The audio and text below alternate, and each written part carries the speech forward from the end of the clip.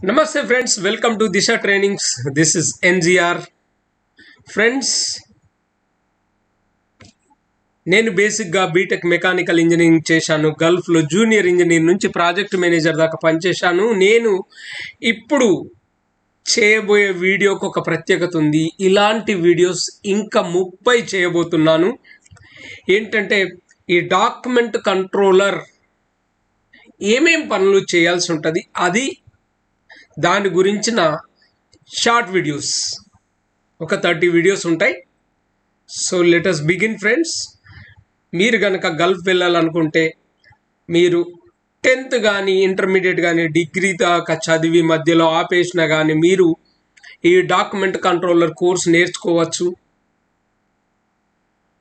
మీ సంపాదనను minimum 50,000 నుంచి 1,00,000 ఆ పైన సంపాదించే విధంగా మీ స్కిల్ను డెవలప్ చేసుకోవచ్చు.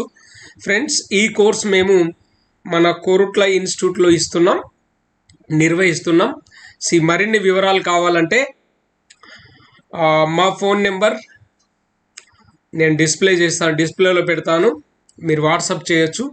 కాల్ చేయకండి, వాట్సాప్ చేస్తే సరిపోతుంది. నేను నా వీలును చూసుకొని మళ్ళీ మీకు కాంటాక్ట్ కావడం జరుగుతుంది. Okay friends. So first video,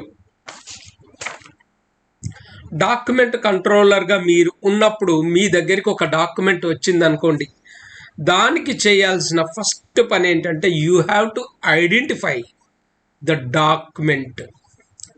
document identification అంటారు.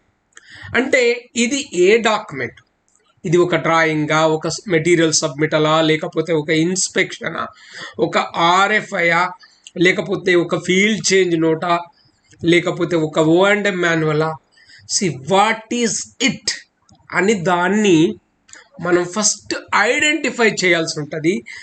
దీన్ని ఏమంటారంటే డాక్యుమెంట్ ఐడెంటిఫికేషన్. అంటే ఒక స్టాండర్డైజ్డ్ సిస్టమ్ ద్వారా దీన్ని మనం ఐడెంటిఫికేషన్ చేయడం జరుగుతుంది. సో దీనివల్ల ఏమవుతుందంటే it avoids confusion. So friends, మనకు ఫస్ట్ ఒక డాక్యుమెంట్ కంట్రోలర్గా మీరు చేయాల్సింది ఏంటంటే ఫస్ట్ వచ్చిన డాక్యుమెంట్ను ఐడెంటిఫై చేయాలి. ఏం చేయాలి?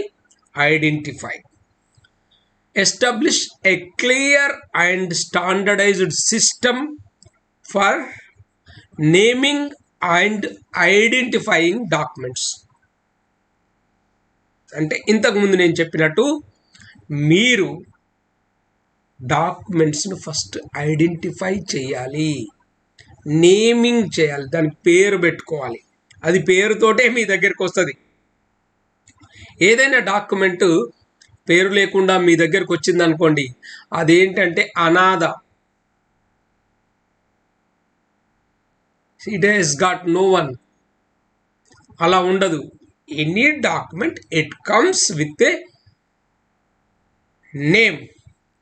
మీరు దానికి ఐడెంటిఫికేషన్ నేమ్ లేకపోతే నేమ్ తోటే వస్తుంది. 99% వచ్చినా కానీ మీరు, ఒకవేళ లేకుండా వచ్చినా కానీ మీరు దాన్ని ఆర్గనైజ్ చేసుకోవాలి. నేమ్ అండ్ ఐడెంటిఫికేషన్ మీరు రాసుకోవాలి. Okay friends.